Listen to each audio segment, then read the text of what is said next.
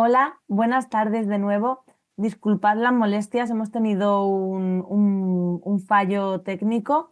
Ya estamos aquí, esperamos que esta vez sí, estemos todo el webinar juntos y voy a volver a hacer la presentación. Estamos en el webinar Prepara tu visita con el hematólogo, un webinar en el que contaremos con la participación de la doctora Silvia de la Iglesia, hematóloga en el Hospital Dr. Negrín de Gran Canaria, y con Talina Vaca, afectada por la HPN.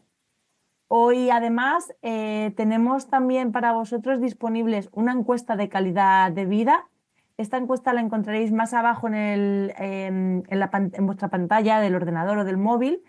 Deslizando hacia abajo encontraréis el enlace para poder completarla. Es una encuesta sobre calidad de vida y está pensada para que la completéis personas que sois mayores de 18 años y residentes en España. Necesitáis cumplir estos requisitos, además de, por supuesto, con el diagnóstico de ser personas diagnosticadas por la HPN.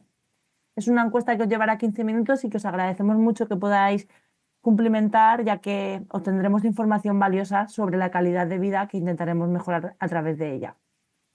Además, también tenemos preparado para vosotros un documento. Es una guía de preparación de la visita con el hematólogo. En este documento podéis registrar tanto los síntomas como el nivel de hemoglobina, además de vuestras dudas y expectativas con la vida viviendo con HPN. Es un documento que creemos que os puede ser útil y que hemos desarrollado junto con Novartis, el colaborador principal en este webinar. Os decía hace un rato que hemos preparado también unas preguntitas y ahora las pasaremos. Son unas preguntas que realizaremos pre y post webinar y vamos a comenzar con la primera. ¿Sueles prepararte la visita con tu doctor o doctora? Aquí debéis contestar. Aquí aparecerá el pop-up que se llama en vuestras pantallas y podéis elegir la opción que consideréis más adecuada.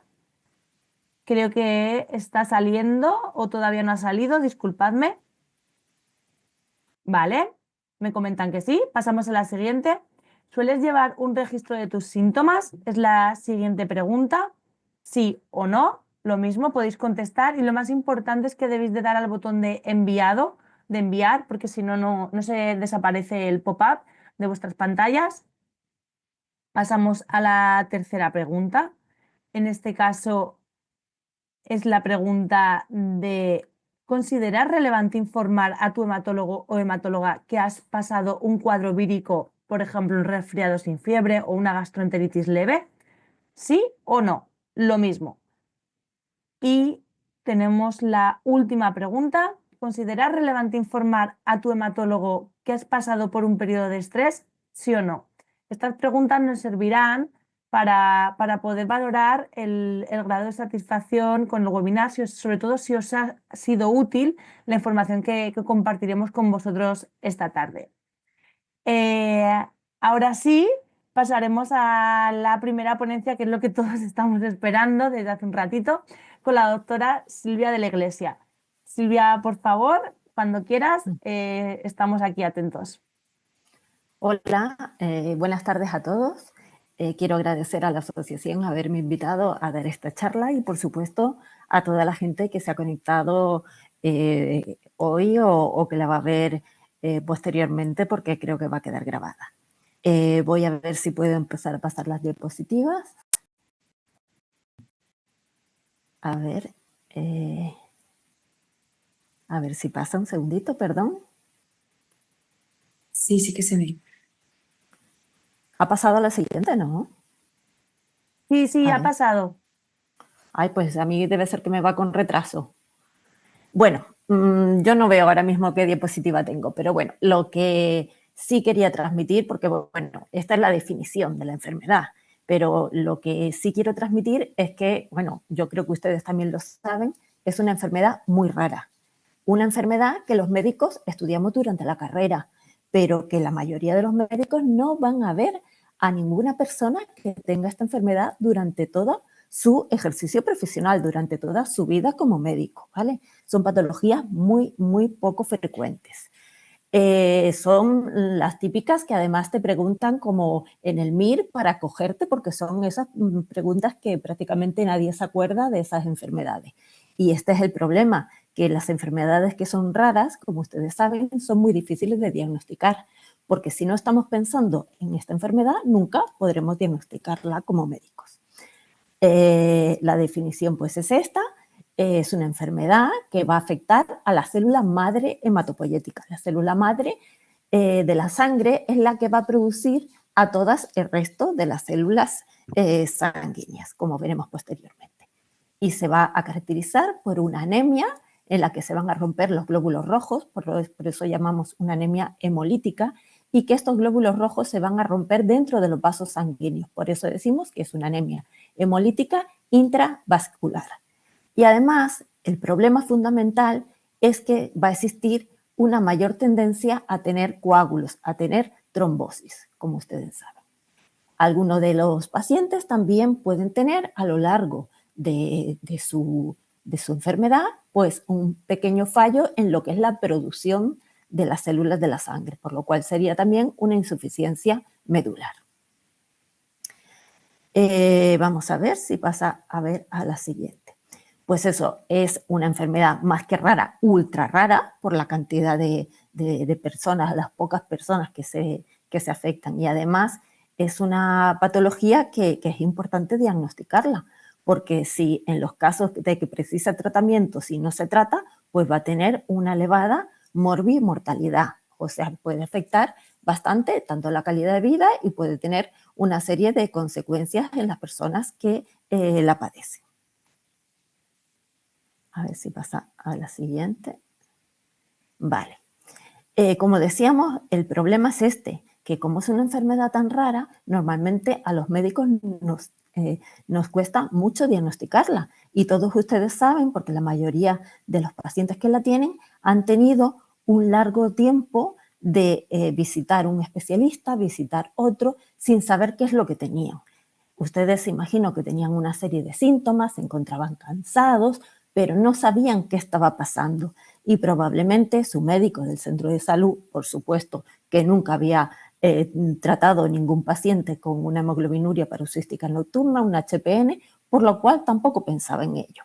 Y entonces la mayoría de los pacientes, como decimos, pasan una especie de periplo de años de un especialista a otro hasta que realmente son diagnosticados. Porque estas enfermedades raras hay que pensarlas para poderlas diagnosticar, por supuesto. Aquí vemos lo que son las células madre en este dibujito que vemos aquí. Las células madre están hematopoyéticas, o sea, de la sangre, están en el interior de los huesos. En los niños están en el interior de todos los huesos, pero ya cuando somos mayores, solo prácticamente en los huesos de la cadera, en el esternón y en pocos sitios más. Estas células madre tienen la capacidad de, como vemos aquí, con la flechita esta, la célula STEM, que es la célula madre, de regenerarse, o sea, de perpetuarse, pero también de diferenciarse y dar lugar a todos los tipos de células de la sangre, o sea, los glóbulos rojos, los glóbulos blancos, las plaquetas y los linfocitos, fundamentalmente. ¿Qué pasa? Nosotros tenemos todos un conjunto de estas células madre que, como decíamos, tienen la capacidad de autorregenerarse y además de producir otras células. ¿Y qué pasa en esta enfermedad? Pues en esta enfermedad existe una alteración, una mutación genética por algo que se produce que no sabemos qué es realmente, en el que se va a afectar un cierto número de nuestras células madre, lo que vamos a llamar una clona, que habrán oído hablar. O sea, que no son todas las células que poseemos, pero sí un porcentaje que dependerá de una persona a otra, que se pueden ver afectadas. ¿Y qué va a pasar con estas células madre que tienen esta afectación? Pues que, como decíamos, que van a originar el resto de las células, pues las células originadas de esas células madres también van a tener van a ser diferentes, van a tener una diferenciación. Así los glóbulos rojos, los monocitos, los glóbulos blancos van a tener van a ser un poco diferentes del resto de las células sanguíneas de las personas que no están afectadas de esta enfermedad. Como decíamos, no todas nuestras células van a estar afectadas, solo van a estar un determinado porcentaje, y es lo que hablamos de clona HPN. Esto lo veremos que esto se hace por citometría de flujo, una técnica que se va a ver el porcentaje de nuestras células afectadas. Y esto es importante porque normalmente cuando este porcentaje es muy grande va a conllevar una mayor alteración y normalmente van a necesitar tratamiento. Estos pacientes cuando tienen una clona HPN elevada, no cuando son clonas pequeñas. Y vamos a ver en qué consiste. Hay una serie de proteínas en el cuerpo que se llama la cascada del complemento. Esto lo que va a hacer es defendernos a nosotros de una serie de agentes como pueden ser los microorganismos. Y esa es su función. Pero normalmente no van a afectar a nuestras propias células. ¿Qué pasa? Que cuando existe una mutación en la célula madre en la que se afecta, vamos a ver si pasa la siguiente, si se afecta, como veremos, unas determinadas moléculas que van a ser fundamentales para que nuestras células estén protegidas de este sistema de complemento, pues cuando estas células están afectadas, pues va a pasar que el complemento las va a dañar. Así, los glóbulos rojos, no todos, como decíamos, sino un determinado porcentaje de los glóbulos rojos de los pacientes que tienen HPN van a estar desprotegidos frente al complemento. Esto sería un glóbulo rojo normal con sus escuditos, su protección natural que hace que el complemento, que es esta espada, pues no lo rompa. Pero en los pacientes que tienen una afectación, como decíamos, de la célula madre, va a hacer que sus glóbulos rojos que derivan de esta célula madre, algunos tengan los escuditos, como vemos aquí, como este o este, pero hay otros que no tienen esos escudos protectores frente al complemento. Por lo cual, el complemento, que decíamos que era esta espada de aquí, va a romper a los glóbulos rojos que no están protegidos. Y esto es lo que se llama hemólisis, rotura de los glóbulos rojos. Y que va a conllevar, como ustedes saben, pues que disminuya el número de glóbulos rojos y de hemoglobina, por lo cual vamos a tener anemia. Pero también vamos a tener una serie de consecuencias de esa rotura de los glóbulos rojos. Estas consecuencias que podemos tener es, entre ellas, la predisposición a la trombosis, a formar coágulos, ¿vale? Pero también podemos tener, pues, que las orinas sean más oscuras, porque estamos perdiendo los productos de la rotura de los glóbulos rojos se van a eliminar por la orina, como la bilirrubina y demás, y vamos a tener pues esas orinas oscuras. Además, también esa rotura de glóbulos rojos va a tener otra serie de consecuencias. Aparte del cansancio que tenemos por la propia anemia, también la rotura de glóbulos rojos produce que se liberen unas sustancias que se consume el óxido nítrico. El óxido nítrico, cuando disminuye, se asocia con que podemos tener espasmos a nivel muscular, que serían distonías a nivel de músculo liso. Esto se puede manifestar en algunos pacientes como dificultad, por ejemplo, para tragar, como disfagia. Podemos tener también dolor abdominal e incluso en los varones también una disfunción eréctil. Todo esto debido por lo que es la rotura de los glóbulos rojos.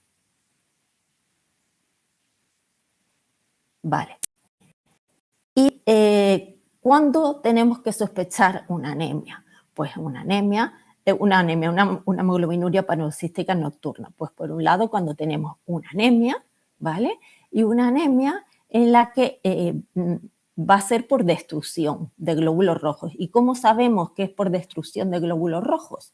Pues porque aumentan los glóbulos rojos más inmaduros, más jóvenes, que son los reticulocitos. Entonces vamos a tener una anemia con aumento de glóbulos rojos jóvenes, o sea, de reticulocitos, y datos de hemólisis que se pueden ver también con un análisis de sangre en la bioquímica, ¿vale? Puede existir aumento de bilirrubina, aumento de LDH y descenso de otra proteína que se llama aptoglobina. Esto nos va a orientar a que existe una hemólisis.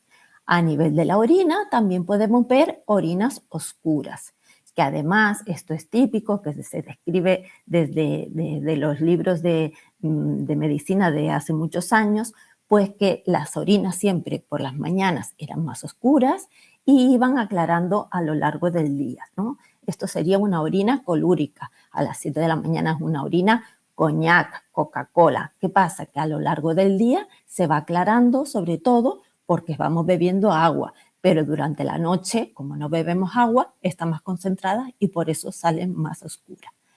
De esto, de esta aparición de las orinas oscuras, sobre todo por la mañana, viene el nombre de la enfermedad, que se llamaba, como ustedes saben, hemoglobinuria paroxística nocturna. Esto parece ser que solo se producía por la noche, según este nombre, pero esto no es así. En los casos de que se rompen los glóbulos rojos, se produce durante todo el día, pero es más evidente, como decimos, las orinas oscuras a primera hora de la mañana.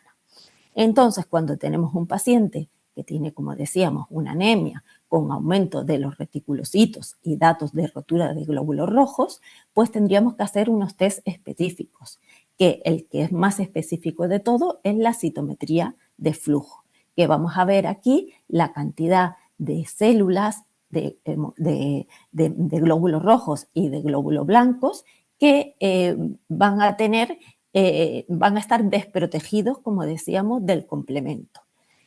Esto no van a ser el 100% de todos nuestros glóbulos rojos, ni el 100% de todos nuestros glóbulos blancos, sino vamos a tener un porcentaje de células afectas, que es lo que llamamos clona HPN. Y como decíamos, cuanto mayor sea esa clona, normalmente más sintomatología tienen los pacientes. A ver si pasa la siguiente. Vale, aparte de lo que es el diagnóstico, que como decíamos, normalmente se tarda años en diagnosticarlo, pero ya una vez que se diagnostica, pues ya el paciente ya va más encaminado, eso lo habrán visto todos ustedes. Pues vamos a hacer controles. Normalmente, si el paciente está estable, son cada 3 meses, aunque hay momentos en que esté más inestable, pues puede ser pues antes. Y normalmente en los controles pues hacemos una analítica de sangre, como ustedes saben, en el que vamos a mirar sobre todo si existe anemia con la hemoglobina, los hematíes jóvenes, como decíamos, los glóbulos rojos jóvenes, que son los reticulocitos, y los datos de hemólisis, la bilirrubina, esto es LDH, que aquí me equivoqué, esto es LDH, y la aptoglobina. También nos van a interesar otros datos, como es, por ejemplo, cómo está funcionando el riñón. Y incluso muchas veces la orina a simple vista, el color que tiene. Ustedes siempre saben y que se tienen que fijar en eso porque es una cosa en la que vamos a insistir siempre en todas las visitas, en el color de la orina. Y muchos de ustedes imagino que hacen pues como nuestros pacientes que muchas veces nos van a buscar con el botito de sangre y dicen, mire, que es que estoy orinando de este color y te van a buscar por el pasillo del hospital a enseñarte la orina, ¿no? Y esto es pues en los momentos en los que se rompen más glóbulos rojos, pues aparecen estas orinas más oscuras. Vamos a ver si pasa la siguiente. Vale, como decíamos, el diagnóstico es por citometría de flujo. Esto lo vamos a hacer al diagnóstico, pero luego también muchas veces en el seguimiento de la enfermedad. ¿Por qué? Porque hay muchas personas que tienen una pequeña clona HPN, o sea, un pequeño porcentaje de células madre afectos que hace que solo exista un pequeño porcentaje de glóbulos rojos, de glóbulos blancos afectos. Y normalmente estos pacientes prácticamente no tienen síntomas y muchos de ellos no necesitan tratamiento. Solo hay que seguirles y ver cómo van a lo largo del tiempo y cómo va esa clona evolucionando, si se queda estable o si va aumentando mucho. En el caso de que aumente y que veamos más datos de anemia y de rotura de glóbulos rojos, o sea, de hemólisis, pues a lo mejor esos pacientes van a precisar de algún tratamiento. Entonces, ya entrando a cómo vamos a preparar la visita al hematólogo, pues todos ustedes saben que nosotros le vamos a insistir en una serie de cosas. en si tienen cansancio, si tienen fatiga, si han tenido orinas oscuras, si se han encontrado con el color más amarillo en la cara, en los ojos, o sea, lo que hablamos de ictericia, o si han tenido algún tipo de dolor abdominal, también decíamos dificultad para tragar o alguna otra serie de problemas. También nos interesa, por supuesto, si han tenido que venir a urgencias por algún motivo, pues porque han tenido una infección o porque han tenido algún otro problema como puede ser un coágulo, una trombosis. Todos ustedes saben que normalmente insistimos mucho en que si tienen fiebre tienen que acudir a urgencias. ¿Por qué? Porque sobre todo si están en tratamiento. En tratamiento, los tratamientos para el HPN lo que van a hacer es inhibir el complemento. Y decíamos que este complemento es un sistema natural de protección frente a algunos gérmenes. Todos ustedes saben que antes de ponerlos estos tratamientos, vacunamos a los pacientes frente a las infecciones más frecuentes que se pueden presentar. Es el neumococo, el meningococo, el hemófilus, y que hay que hacer recuerdos cada cierto tiempo. Pero también nosotros insistimos mucho, los médicos siempre, en que si tienen fiebre tienen que acudir a urgencias. ¿Por qué? Porque normalmente es conveniente ponerle un tratamiento antibiótico. Porque aunque estén vacunados, pues existe mayor riesgo, sobre todo si están en tratamiento, como decíamos, con estos medicamentos que lo que van a hacer es inhibir el complemento, pues vamos a tener más predisposición a infecciones graves y que pueden ser bastante importantes. Respecto a lo que es el cansancio, muchas veces no es fácil de medir. Entonces, para esto también pues están diseñados unos cuestionarios de calidad de vida. ¿Qué pasa? Que muchas veces nosotros en la consulta no tenemos tiempo de pasarles a todos un cuestionario y demás. Pero si habrán visto algunos de ustedes, si han entrado en un ensayo clínico en el que hay que ser muy riguroso y controlar todos estos datos, pues muchas veces se le pasan esta serie de cuestionarios. En estos cuestionarios pues se va a preguntar pues uno sobre todo eso, pues cómo te encuentras de cansado, intentando graduarlo esto para que no es sí estoy cansado o no, no estoy cansado, sino más o menos ver cómo te encuentras respecto a la normalidad, ¿no? Y para esto hay muchas escalas. También es conveniente, a ver si pasa la siguiente, tener una especie, bueno, esto sería un ejemplo de cuestionario de esto de fatiga, que es importante, pues te viene a decir, pues eso, si estás cansado, si tienes debilidad, si te encuentras decaído. Bueno, imagino que en algún momento habrán rellenado algún tipo de estos cuestionarios. Pero, como decíamos, no siempre tenemos tiempo en las consultas y entonces a mí me gusta la idea esta de tener una especie de diario de crisis, que es lo que había comentado también Carolina, que tienen el link junto al webinar. Esto lo que va a hacer es que cuando vayamos a ver a nuestra visita con el hematólogo, ya nos hayamos parado a pensar si cuántas veces hemos estado, desde la última visita, hemos estado más cansados o hemos tenido algún tipo de evento que puede precipitar que se rompan más glóbulos rojos, como puede ser una fiebre, un catarro, una infección o incluso el estrés que estaban comentando también antes. Todos estos casos ustedes lo saben, que muchas veces no se sabe el por qué, pero un estrés, por ejemplo, pues puede desencadenar un aumento de la rotura de los glóbulos rojos. También muchas veces se ha relacionado con la vacunación. Las vacunaciones son necesarias, pero a veces también el propio hecho de vacunación puede desencadenar una crisis. Entonces, todo esto, como decíamos, es muy importante tenerlo recogido. Y si tenemos un documento como el que nos ha preparado la asociación en colaboración, creo que me comentaste con Novartis, pues esto nos va a ayudar a que vayamos preparados a la consulta y que ya hayamos ya llevemos los deberes hechos, ¿no? Porque si tenemos una consulta cada 3 meses, pues muchas veces no nos acordamos qué nos ha pasado, qué no nos ha pasado. En cambio, si tenemos este diario en casa, esta serie de papelitos y los vamos rellenando a medida que nos va pasando, pues es fácil, pues para la siguiente visita ir pues ya con todo la información que va a ser importante, ¿no? Va a ser importante para valorar cómo estamos, qué tal vamos los tratamientos, si estamos en tratamiento o si vamos a precisar un tratamiento en el caso de que no lo tengamos. Y a ver si pasa a la siguiente. Yo creo que tampoco tenía mucha más preparada, pero a ver si quiere pasar porque va un poquito tarde la presentación, que no pasa a la siguiente diapositiva. Bueno, creo que era la última de todas maneras.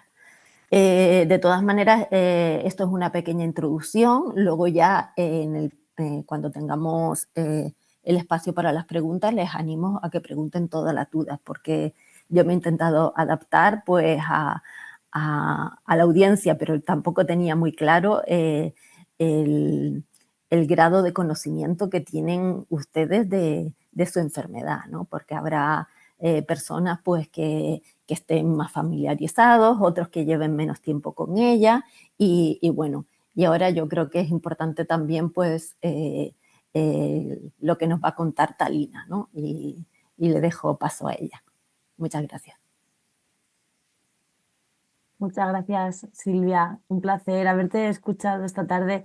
Ha quedado muy claro, yo creo, lo que es la HPN. Ha quedado muy claro también qué es importante de comunicar al hematólogo en cada visita y la importancia de registrar, como comentabas, todos estos síntomas en un papel para que no se nos olvide nada.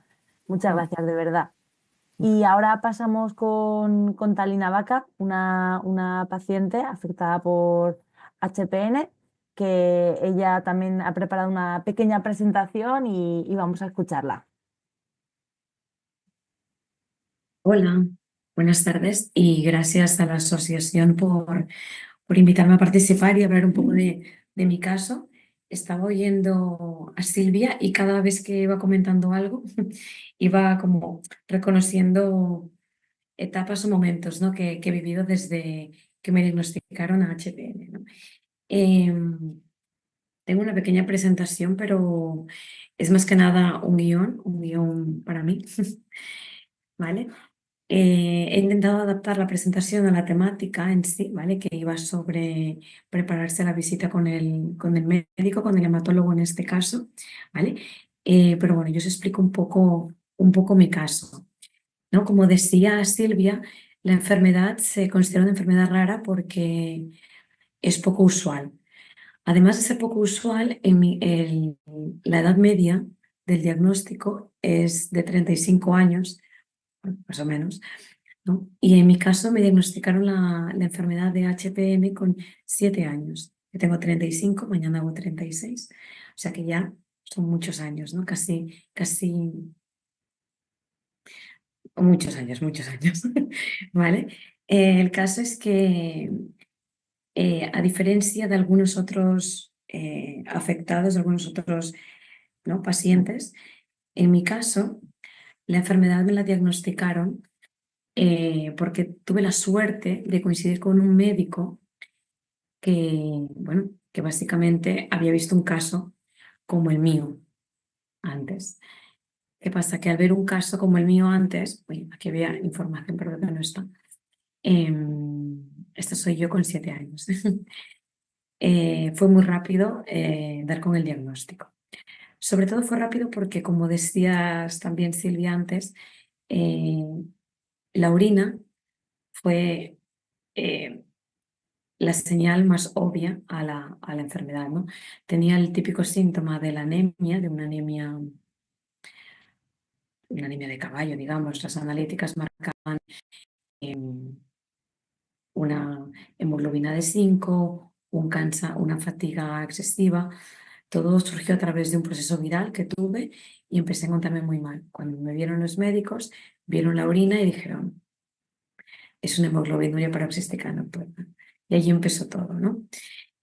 Sí que es verdad que al ser una niña de 7 años y te dicen que tienes una enfermedad poco usual, que no es conocida, no es una gripe, no es, ¿no? una enfermedad crónica como puede ser una diabetes, que empiezas a entender esto, ¿no? Estamos hablando del año 95, 96. Lo que sí que es verdad es que en mi caso eran mis padres los que se encargaban, ¿no? de estar informados de esta enfermedad y trasladarme a mí quizás calma y cuidado, ¿no? Eh, Cuando yo digo que tengo una HPN con 7 años y ahora tengo 35, mm, sí que es verdad que he crecido con esta enfermedad como quien dice, eres castaña y eres bajita. No es como una parte más de mí, no es como un añadido, una enfermedad a la que me ha costado, ¿no? gestionar. Al contrario, creo que el crecer con ella, tenerla como una variable, ¿no? a tener en cuenta, eh, pues, me ha hecho llevarla pues, de una manera muy, bueno, la he normalizado, digamos, ¿no? La he tenido como muy, muy adaptada a mí, a mi manera de ser, a mi estilo de vida. Yo tengo un hijo, soy madre, tengo un hijo de 7 años y ahora mismo le veo y pienso que si ¿no? pienso en mi yo de pequeña y pienso en cómo lo gestionaron mis padres, porque yo ahora mismo pienso en mi hijo con un diagnóstico como este y me cuesta mucho asimilarlo, pensar cómo tendría que llevar un día a día, ¿no? Un estilo de vida donde se visita hospitales, donde se está muy pendiente de la salud de un niño, de las necesidades que tiene, de que muchas veces un niño no sabe verbalizar cómo se encuentra, ¿no? Es tu cuerpo que está hablando, pero no es lo mismo cuando eres adulto y dices, me encuentro mal, tengo dolor de cabeza, ¿no? Es como que registras mejor ese tipo de sintomatología, ¿no? Yo he aprendido a hacerlo con el paso de los años. Y por eso digo, para mí, yo he crecido con esta clona, con este HPN y pues, llevo también como puedo porque es parte de mí, ¿no? Siento que soy Talina con esto, ¿vale? Eh, sí que es verdad que conoces cosas muy básicas. Yo nací en Perú y el diagnóstico fue en Perú. O sea, los médicos me diagnosticaron allí y te das cuenta cuando eres pequeña de muchas cosas, ¿no? Tienes muchos inputs, vas recibiendo mucha información, pero está todo como en el aire, ¿no? Y simplemente pues aprendes a reconocerte a ti mismo frente a se tenía una gripe o una gastroenteritis y ya sabía lo que venía luego. Vendrá un pipi oscuro, vendrá a correr al hospital, menos mal que mi padre tiene contactos con la sanidad pública, podría ir al hospital, me pondrán sangre, mi padre donará sangre. Y las visitas eran esporádicas, pero cada vez que había algún proceso, en este caso viral sobre todo, es cuando yo, como niña, reconocía todo este proceso, ¿no? Pipi, sangre y remontada, ¿no? Y los premios, ¿no? De todo esto era, pues, visita a la casa de tus abuelos, ahora comes tarta, ahora estás bien, ahora tengo apetito, con lo cual me apetece comer tarta, vuelvo a estar bien. Y como era pequeña y no existía un tratamiento y la esperanza de vida en aquel entonces era de 10 años, eh, yo iba haciendo. Lo único que yo no tenía ni, o sea, aparte de las transfusiones de sangre, simplemente era una niña que mis padres me decían, si te encuentras mal, tú nos dices que te encuentras mal. Ya está. Con lo cual, eh, normalicé esta manera de ser, es decir, no había nada más que una transfusión de sangre que hiciera que me encontrase mejor. A esto me refiero. Pero mis padres sí que eran conscientes de que había una esperanza de vida de 10 años, una niña que en algún momento podría tener una trombosis y que no tenía ningún tipo de tratamiento para evitar este posible trombo, con lo cual mis padres empezaron a investigar, los años pasaban,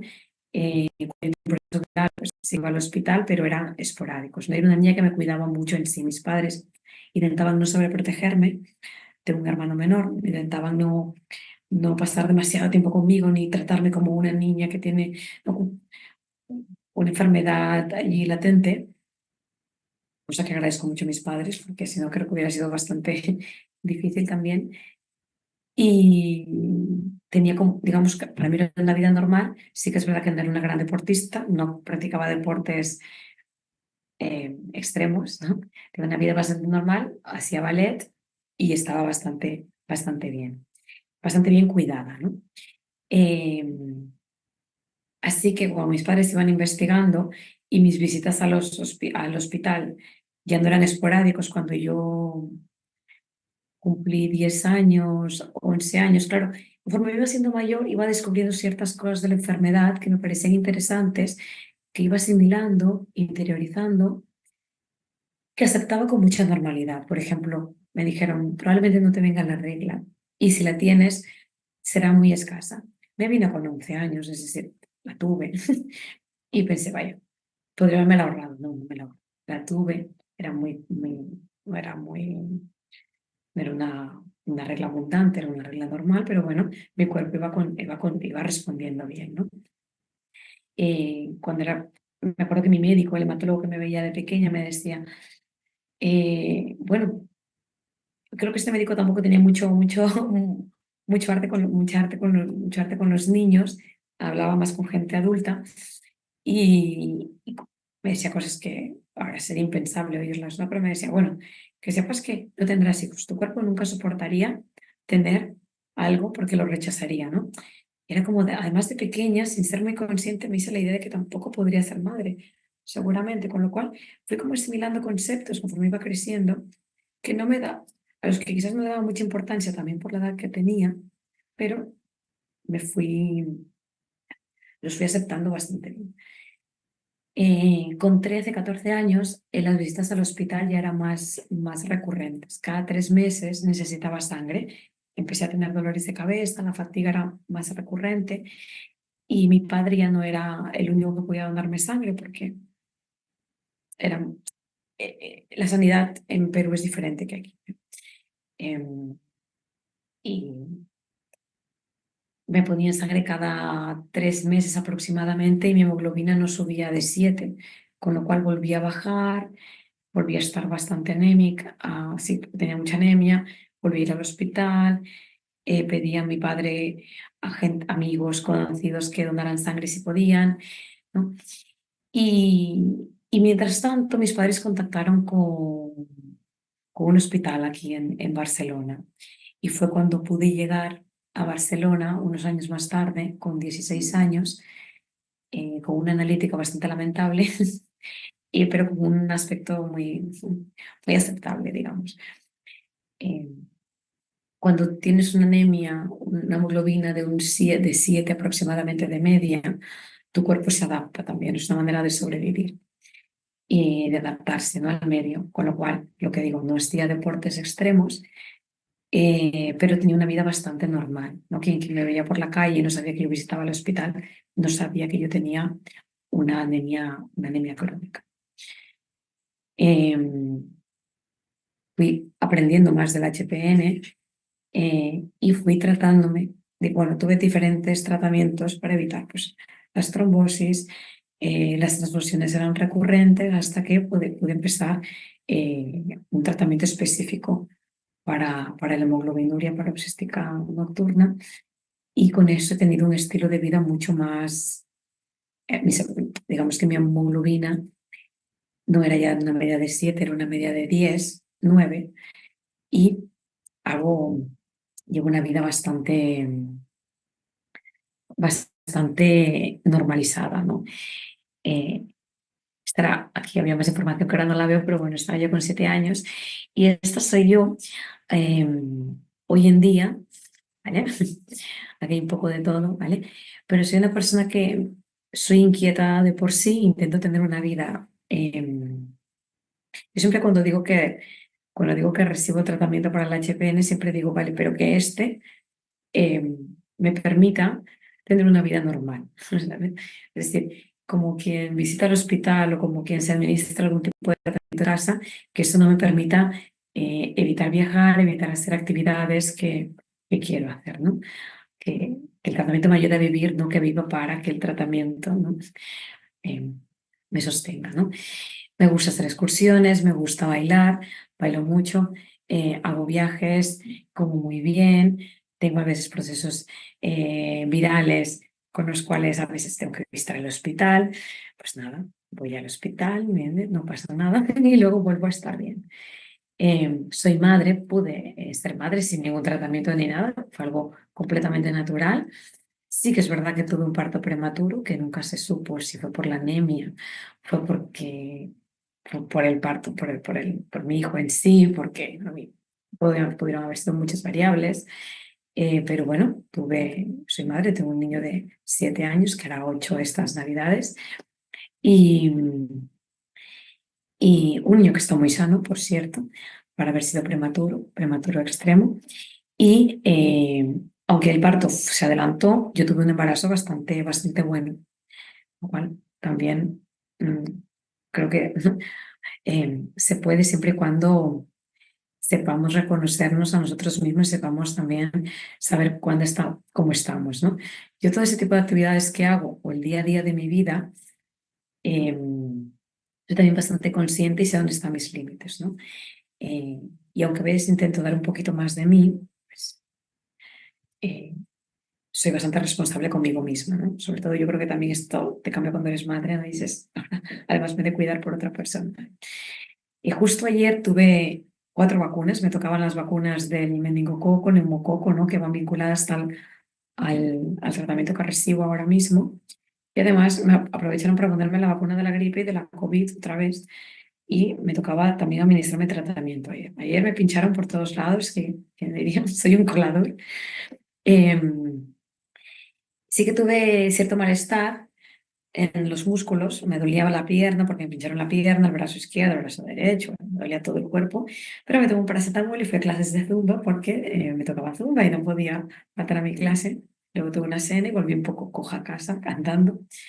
Creo que ayer me excedí un poco, no tenía que haberlo hecho, pero yo estoy bien, perfecta, con un paracetamol encima. Y esta es mi manera de cómo, cómo llevo yo la enfermedad y cómo llevo ya casi 30 años con ella. Hay una frase que oí una vez a Pau Donés, no la oí hace mucho, la oí bueno, antes de que muriera, ¿no? Creo que fue antes de la pandemia. Sí, sí, seguro que antes de la pandemia fue. Que dijo, la vida son 4 días y 3 ya pasan. Esta frase la digo muchísimo. Otra frase que digo mucho es ya dormiré cuando me cuando me muera, porque me puse a estar activa, aunque creo que también dormir es importante. Eh, Y en muchas otras ocasiones también otra frase que tengo como, cuando me de preocupar de cosas del futuro, ya se preocupará mi yo del futuro. Esa frase está muy bien, pero siempre, siempre intento ser muy responsable cuando pienso en ellas. Ya lo digo, no sé si es porque también soy madre ahora, pero creo que es muy importante eh, vivir la vida que uno quiere eh, y saber lo que es lo que uno quiere, ¿no? Y conocerse uno mismo, ¿no? Conocer uno mismo tanto en la parte más física como emocional, como, ¿no? La parte psicológica. Yo soy psicóloga, aunque no me he especializado en la terapia ni en la psicología clínica. Estoy especializada en la psicología del consumidor, no tiene nada que ver. Cuando digo que soy psicóloga, la gente piensa más en la clínica. Pero sí que es verdad que como una persona de 30 y tantos, he intentado aprender a conocerme bastante bien y cuando digo esto es que también intento oír bastante a mi cuerpo. Cuando Silvia hablaba de ¿no? El tipo de información que a veces hay que registrar o que deberíamos, estaría bien tener en cuenta cuando vamos al médico, yo antes no le daba nada de importancia. Cuando era mucho más joven, cuando tenía 18, 19 años, no era nada consciente de ello. Pero es que además de tener un HPN, como cualquier persona, como yo que quiero vivir como una persona que no tiene un HPN, pero que lo tengo y no pasa nada, puedo tener muchas cosas. Puedo tener estrés por causa del trabajo, puedo tener problemas de estómago por digestiones pesadas y tengo muchas otras cosas, ¿no? Como quien tiene una diabetes y tiene otras cosas además. Y sí que es importante registrarlo porque el haber hecho esto, yo cada vez que voy a mi visita con mi hematóloga, sí que le comento, oye, tuve una gripe que estuve muy mal, dije, si no remonto de esto, estaba a punto de enviarte un mail porque ya me veía viniendo a hospital de día o a urgencias, ¿no? Y creo que está bien que lo tengamos registrado y que también nuestros médicos puedan registrarlo porque a veces también pueden casar datos con otros pacientes que visitan. Es súper importante, súper importante esto porque uno mismo también va registrando cosas mm, que son necesarias tener, ¿no? En mi caso, uno de los problemas con los que más me he encontrado en los últimos años ha sido con problemas digestivos. Problemas digestivos como intolerancia a ciertos alimentos, digestiones pesadas, he tenido muchísimos problemas y muchísimas pruebas que me he ido haciendo, que he ido realizando durante los últimos años y que siempre he ido trasladando a mi hematóloga para que las estuviera registradas porque, aunque me trataban los gastros y no era ella, creo que es muy importante tenerlas y que estén vinculadas, ¿no? Si yo hablara con otro paciente de HPN y quizás coincidimos con ciertos síntomas, diríamos, oye, aquí hay ¿no? Algunas variables y quizás hay un patrón. O no, puede que no, pero está bien poder tener conciencia de ello y poder compartir esta información. Hace unos meses estuve en una jornada sobre inteligencia artificial y decían que la inteligencia artificial el día de mañana podría dar diagnósticos mucho más precisos que algunos médicos en sí. Y sí, pero no. Entendí que fuera posible porque quizás en algún momento la inteligencia artificial tenga nuestro historial clínico y pueda ver en instantes, ¿no? En segundos, en minutos, ¿no? O en segundos directamente, eh, datos que a veces entre que lo compartimos con el médico de cabecera, con nuestro hematólogo, con nuestro gastro, con el médico, ¿no? Yo entendía, ¿no? Un poco por dónde iba, porque al final es poder integrar información que a veces se nos escapa. Es más, yo me preparo, bueno, hago como un resumen de cómo he estado y a veces me olvido de cosas que he tenido. Además, mi padre a veces me dice, oye, ¿le has comentado a tu hematólogo que tuviste? ¡Ah! No. Bueno, siguiente visita, no pasa nada, pero está bien tenerlo presente y, y saber escucharnos porque está bien también poner nuestros propios límites y si queremos ir a por más, también, también entrenarnos mentalmente y físicamente para conseguir aquello que queremos, ¿no? Me encanta bailar, pero hace unos años no me hubiera visto bailando tantas horas a la semana o haciendo excursiones en cuestas si es que no preparo yo a mi cuerpo, ¿no? En todos los sentidos. Así que bueno, simplemente esto. Yo no tengo mucho más que decir. Eh, este es un poco mi punto de vista, ¿no? De cómo convivo con enfermedades de los 7 años y cómo lo llevo y nada, simplemente es eso. Así que ya está. Muchísimas gracias.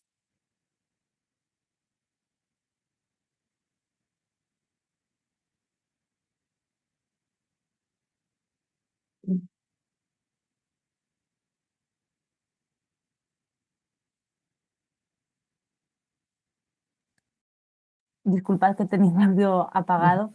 Decía que muy interesante el testimonio de Talina, que es un placer escuchar testimonios de personas afectadas por HPN y que en tu caso además, al llevar tantos años con la enfermedad, comentas varias cosas con las que yo estoy de acuerdo. Tengo un diagnóstico bastante más reciente, hace 4 años, pero he ido aprendiendo a escuchar mi cuerpo y a saber qué puedo hacer o qué no, o dónde tengo el límite o dónde no lo tengo, porque a veces parece que por un diagnóstico te tengas que limitar, pero no puedo hacer esto, bueno, pues voy a intentarlo y si no puedo, pues paro. Que muchas veces incluso las personas que nos quieren nos protegen diciendo, no, tú no, ¿cómo que yo no? No sé, pero hay que escuchar y esto de verdad que lleva tiempo, hay que escuchar a nuestro cuerpo y lleva tiempo. Y otra cosa con la que me quedo que has dicho, Talina, es em, que es importante comentarle a los doctores todos los síntomas que tengamos, porque al ser una enfermedad rara, y creo que hablo en general ya de las enfermedades raras en general, todos los datos son valiosos, son todos datos que van a quedar registrados y que después yo confío en ello, que los doctores puedan hacer estudios con estos síntomas que comentamos, porque a lo mejor a mí me pasa una cosa, por ejemplo, o a ti, Atelena, comentabas con problemas intestinales, a lo mejor este es un síntoma que tienes tú, pero al ser una enfermedad rara no le pasa hasta otra persona de aquí a 10 años diagnosticada con HPN. Pero a partir de ahí pueden tirar del hilo e investigar a ver si es algo relacionado con la enfermedad. Porque claro, cualquiera diría que de primeras no tiene nada que ver, que en principio es una enfermedad de la sangre, de la médula ósea, pero nada, que quería comentarlo, que es importante que os anime a registrar todos los síntomas que tengáis y a comentarlo con vuestro hematólogo todo. Cualquier duda que tengáis, creo que es importante registrarla y comentarla. Y ahora sí, pasamos al turno de preguntas de la mesa redonda. Ya tenemos varias. Vamos a empezar con la primera. Está dirigida a la doctora Silvia de la Iglesia. Silvia, ¿debo informar de cambios en mi menstruación a mi hematóloga? Últimamente estoy teniendo muchas irregularidades y no sé si están relacionadas con la patología o son cosas de la edad. Estoy en edad de menopausia, pone. Pues sí, yo creo que sí lo tienes que informar. ¿Por qué? Porque esas menstruaciones irregulares o lo que sea pueden afectar a tus cifras de hemoglobina. Y hay que tener en cuenta que las mujeres con HPN, como cualquier otra mujer, si tienen menstruaciones importantes, pueden tener falta de hierro, o sea, pueden tener una anemia añadida a la anemia que ya padecen, pues una anemia por falta de hierro, o sea, una anemia ferropénica. Y entonces en esos casos, pues a lo mejor poniéndote un poquito de hierro, pues te mejora las cifras de hemoglobina. Entonces, por supuesto que se lo tienes que comentar. Qué bien, muchas gracias. Para Talina, de Laura, ¿cómo haces para tener esa actitud? En mi caso, los efectos secundarios son tan grandes que me hundo. Eh, ya. Mm. Esto yo creo que es lo que decía desde pequeña, ¿no? Al final, yo sé que no puedo, hay cosas que no puedo cambiar porque no dependen de mí. Esto lo tengo más que asumido. Pero luego, mi manera de enfrentarme a ciertas situaciones es lo que hace que al final tenga un resultado u otro. Sí que es verdad que la actitud hace mucho a mí en general, en todo, en todo, ¿eh? Da mucho, pero sí que es verdad que podemos tener limitaciones, o sea, limitaciones tal cual, ¿no? O sea, que nuestro cuerpo nos puede decir, no, ahora no, y es que no. Ojalá ¿no? Pudiera haber hecho muchas cosas que quería de pequeña y no pude.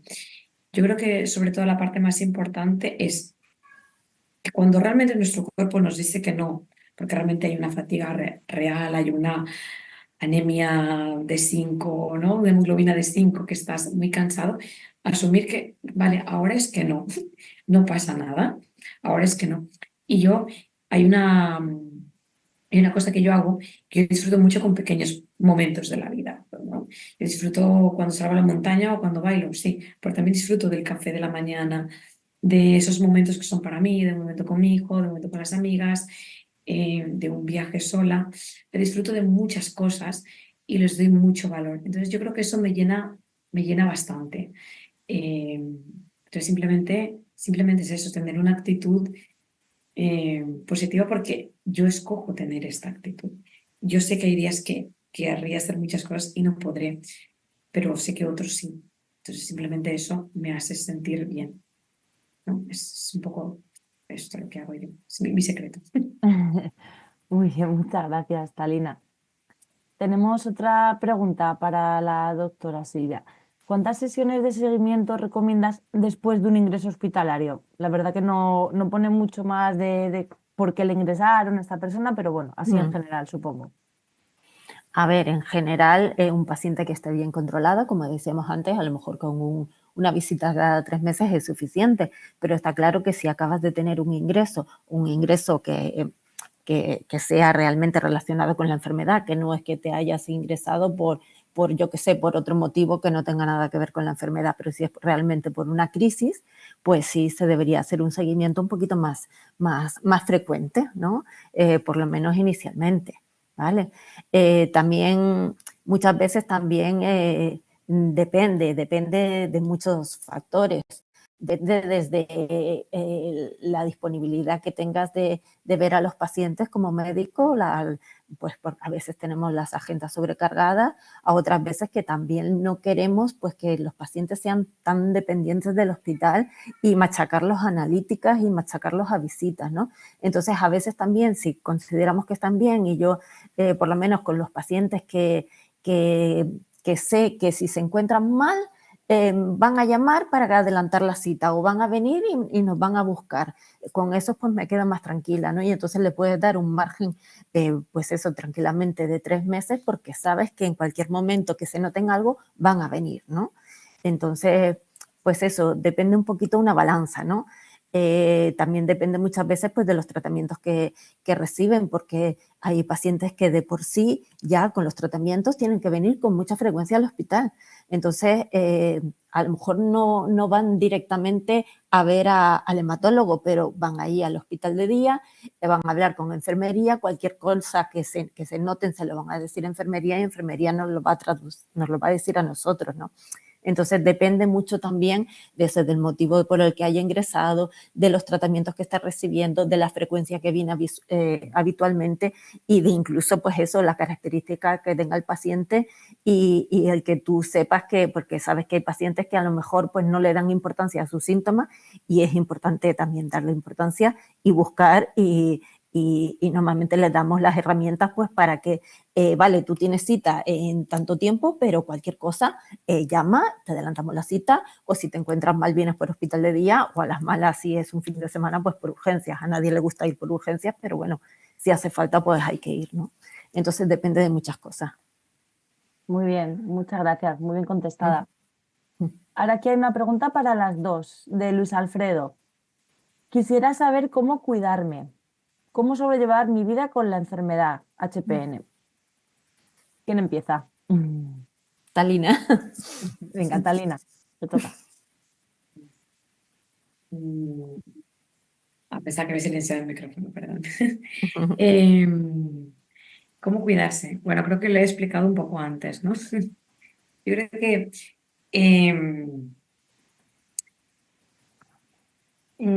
al menos lo que a mí me sirve, ¿eh? Yo hablo yo también desde mi punto de vista, desde mi experiencia. Eso es lo típico que te dicen los padres, cuídate, cuídate, sobre todo cuídate mucho porque mi padre me lo dice mucho cuando me ve como un poco al límite de ciertas decisiones que tomo. Creo que lo importante es conocerse, es conocerse bien y ponernos límites a nosotros mismos en todos los sentidos, ¿eh? O sea, cuando digo conocerse no es solamente, claro, pensar que yo desde pequeña ya tenía como, ¿no? un ciclo, ¿no? Ya conocía lo que venía, ya conocía todo. Entonces, el cuidarme para mí es eso que he dicho antes, ¿no? Disfrutar de cada pequeño momento, de cada... Es que desde el primer momento, o sea, yo es que me levanto y pienso, "Ah, estoy viva, puedo hacer cosas, ¿no?". Una vez leí un artículo que decía que si eres una persona que eres capaz de decidir los calcetines que te vas a poner, ya es importantísimo esto. Es que hay gente que no puede, ¿no? Lamentablemente, por otro tipo de enfermedades o problemas que tiene. Entonces, pienso, ya que estoy, no quiero estar por estar, no me puedo permitir estar sin disfrutar de la vida, del día a día. Y para mí cuidarme es saber reconocer cómo estoy. Si estoy cansada, pues no tirar más porque ese día no toca.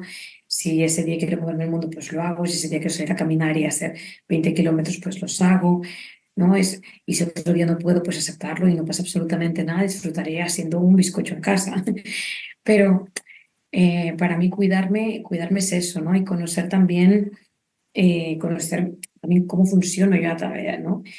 Que sé que no me voy a agobiar con eso, saber que necesita mi mente también un espacio para estar sola, con lo cual conocerme en todos los sentidos y saber cómo soy, quién soy, hasta dónde llego, lo que puedo hacer, a mí me sirve muchísimo, muchísimo para saber también cómo puedo cuidarme y cómo dejar que el resto me cuide también, porque es verdad que yo he sido una niña que mi familia me ha cuidado mucho, ¿no?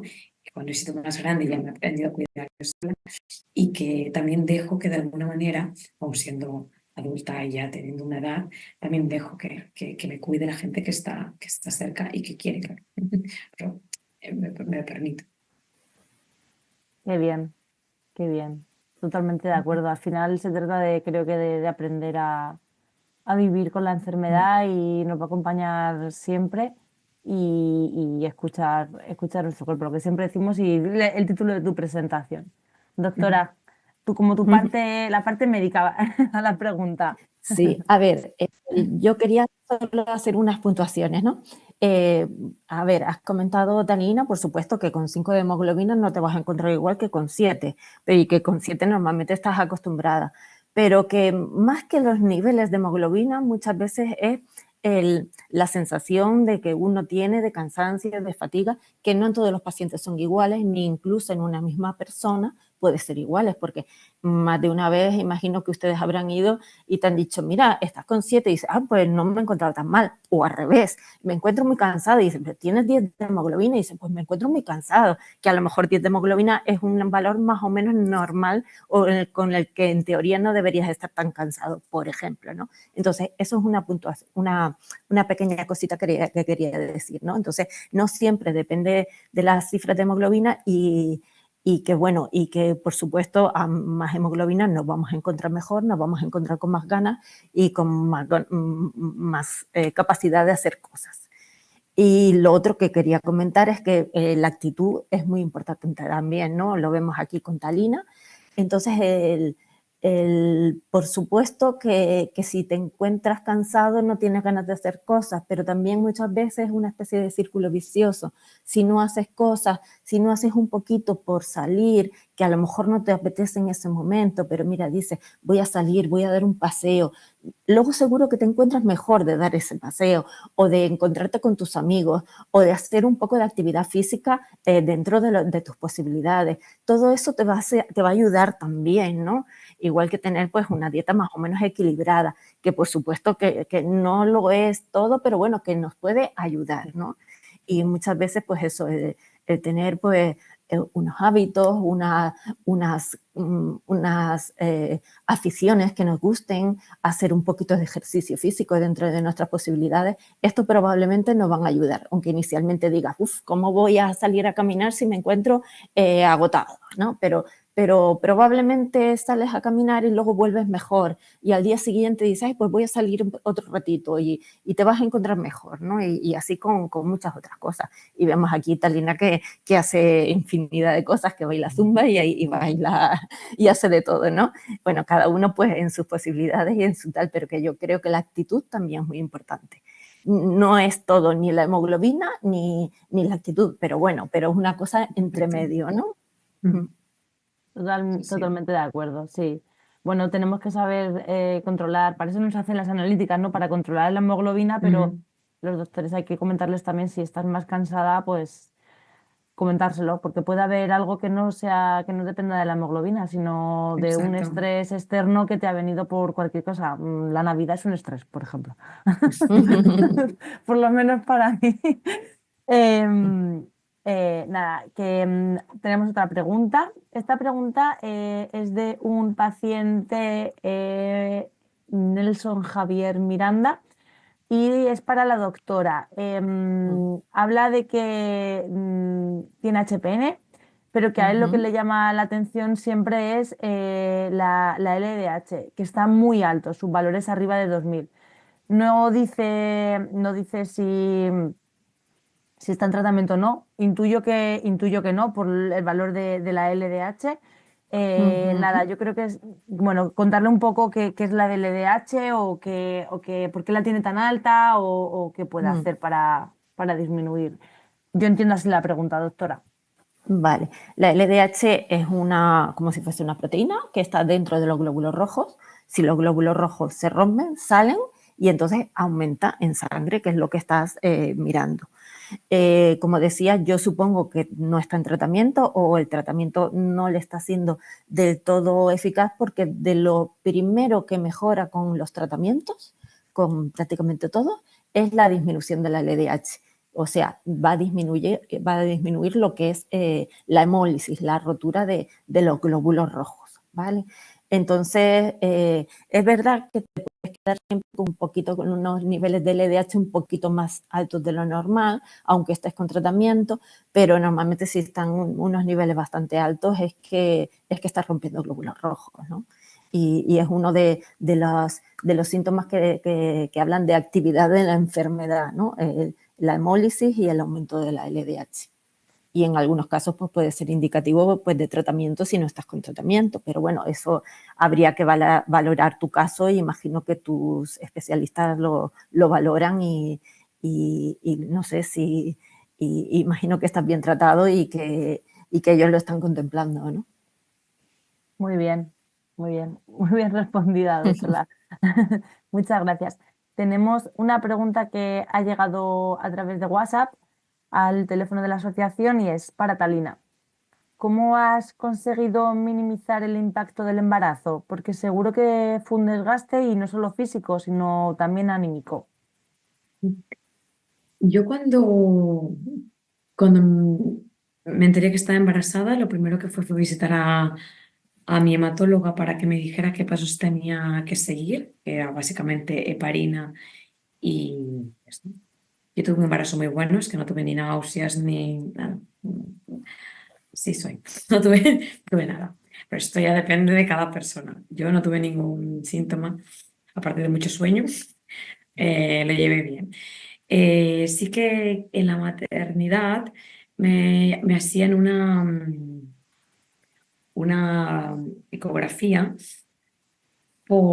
para ver si el niño tenía anemia. Bueno, era un control básicamente por un tema. Ah, sí, esto era, porque yo no era un RH diferente, pero sí que como yo he recibido muchas transfusiones de sangre a lo largo de los años y de algunos anticuerpos que tenía que vigilar al bebé, más que nada por un posible rechazo si pasaba, o por llevar un tratamiento. Bueno, no sé muy bien, aquí no quiero decir lo que no es, pero cada semana iba a la maternidad a hacerme una ecografía y llevé un embarazo muy bueno.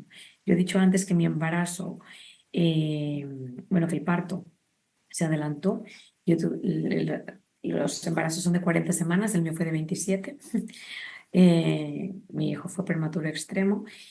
Y yo hace muchos años, yo desde pequeña, cuando era pequeña yo tenía muchos pipis negros, Coca-Cola.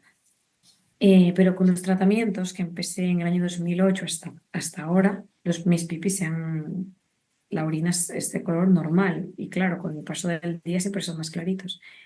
Pero en el embarazo, me acuerdo que fue un día, me desperté por la mañana y tuve otra vez una orina oscura, negra como la Coca-Cola.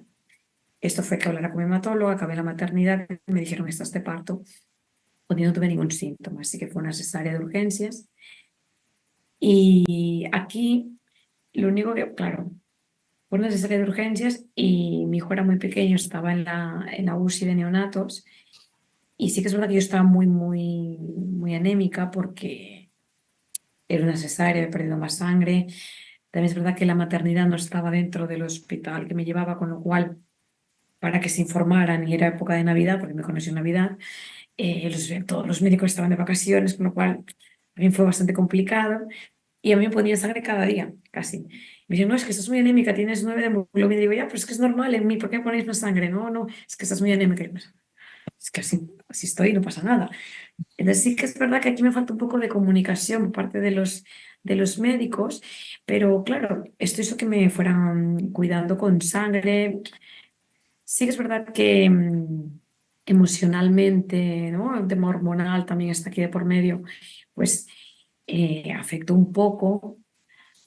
Pude sacar leche, o sea, llevé un proceso muy agotador físicamente, emocionalmente también fue bastante complicado, pero, pero es que tengo que ir a los recuerdos para acordarme, porque esta es una parte que quizás me bloqueamos un poco, ¿no? Pero, claro, es que en mi caso sí estaba muy agotada. Me acuerdo que a los 2 días de tener al peque me dijeron, puedes bajar a la UCI a verle. Y estaba tan cansada que no quería ni levantarme de la cama, no quería subirme a la silla. A la silla volví a bajar. Pensé, mala madre, no quiero ver a mi hijo. Y es que estaba muy agotada y muy, muy cansada. Y es que en mi caso también se dejaron una gasa. Y no se dieron cuenta hasta unas 2 semanas más tarde, cuando volvieron los médicos de vacaciones. Entonces, ahora también yo estaba mal, tuve una reacción, una fiebre muy alta, no sabían qué me pasaba. Mi padre está pidiendo hablar con todos los médicos porque probablemente nos vemos en el peor de los casos, me está fallando algo, un órgano con el HPN. Pero nada, de eso se habían dejado una gasa simplemente y tuvieron que volver a operarme, con lo cual, pues sí, físicamente pues estaba muy hecha polvo.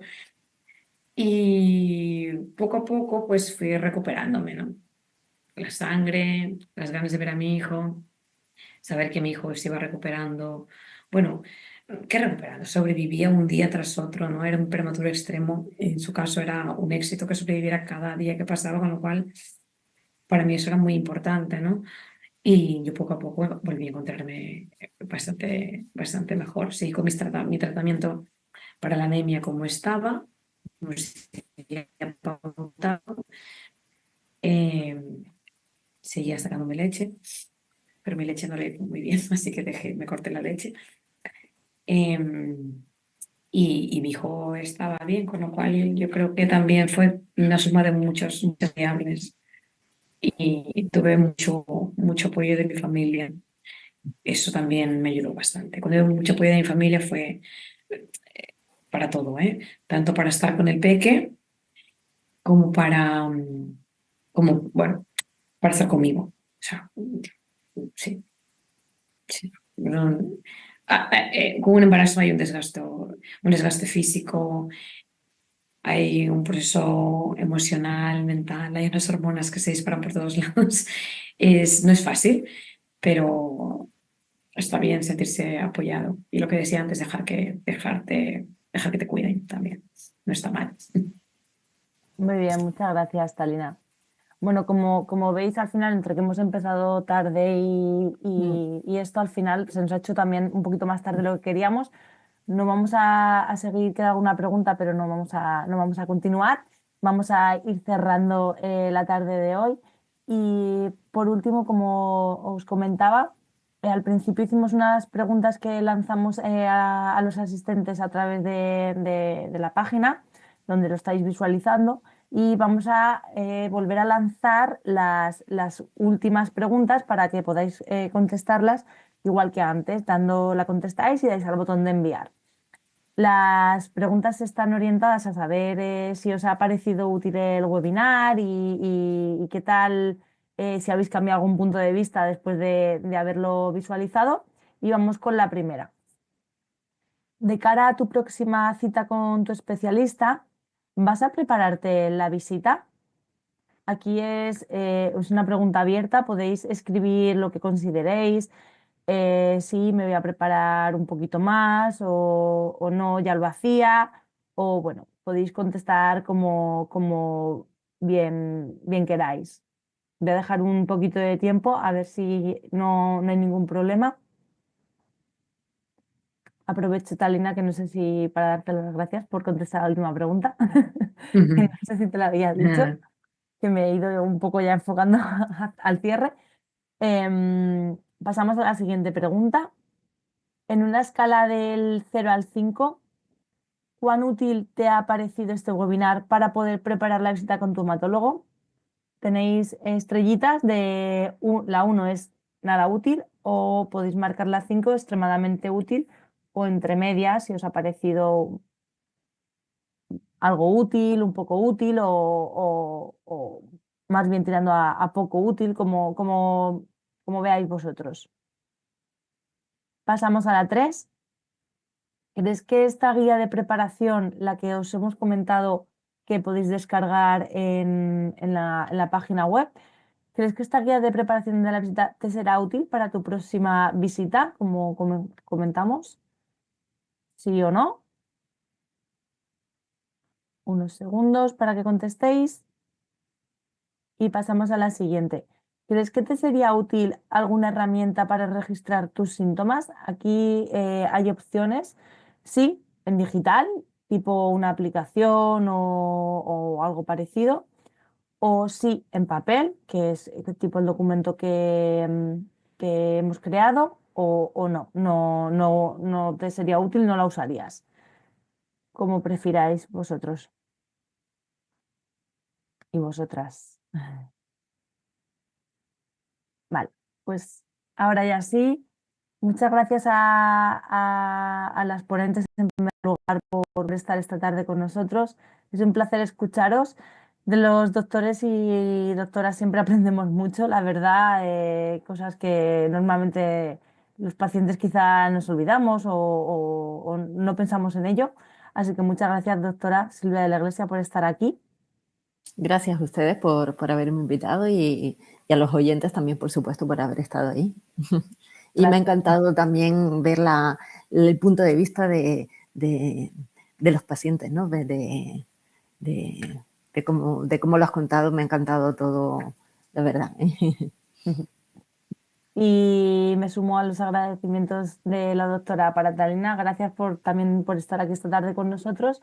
Y un placer escuchar tu testimonio. Súper interesante, como te comentaba, que al final son muchos años con la enfermedad. Y creo que también tus palabras muy útiles de ánimo y de animar a los pacientes, bueno, a intentar, pues esto, a aprender a convivir, ¿no?, con la enfermedad y cómo hacerlo. Muchas gracias, Talina. Ujú. Gracias a vosotros por invitarme a participar y espero no haberme ido mucho por las ramas, que esto me pasa bastante a mí. Yo te entiendo, así que por mi parte está todo ok, porque yo también soy esta persona. Muchas gracias a las dos. Muchas gracias a los asistentes por estar con nosotros, por participar contestando las preguntas. Os recuerdo que tenéis la encuesta, por si no la habéis contestado, disponible para conectar el enlace más abajo para poder contestarla. Y el documento también lo tenéis para descargarlo por si os parece útil. Muchas gracias y buenas tardes a todos. Adiós, buenas